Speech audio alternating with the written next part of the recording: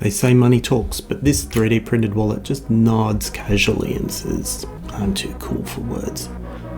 This video we've got a 3D printed wallet that holds more than just cards. There's one main thing to be concerned when you're printing this model. If you've got a textured bed and you want that texture on the outside, you're probably out of luck. Both sides of the wallet have sections that would need supports and wouldn't look great. However, for me, I enabled ironing and it came out looking pretty good.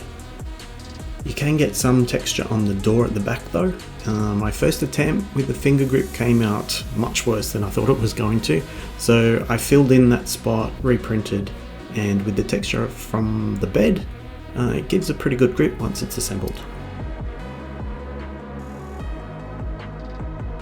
The assembly is as smooth as you'd think. There's 4 M3 12mm bolts and nuts on each corner that screw the 3 pieces together. Don't forget the card pusher that goes on the inside so it's lined up with that hole.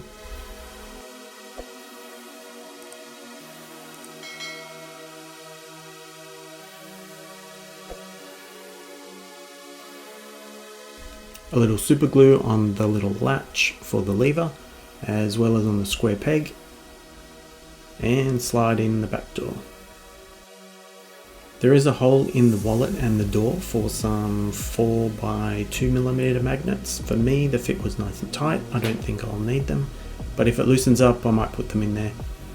There's some talk in the comments on this model that the magnets could affect the magnetic stripe on cards, so keep that in mind if you add them in.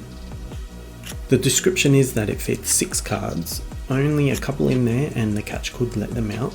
I found 5 worked best for me. You can get 6 in, but flicking the lever meant they came out a couple at a time bunched up and not nicely fanned out, but it does work. The compartment holds cash, coins, memory cards, no problem at all, and I didn't need the magnets and I probably won't put them in. They say a man's wallet tells a lot about him, and this 3D printed wallet says I'm 1 part geek and 1 part too lazy or cheap to buy a new wallet. As always, thanks for watching.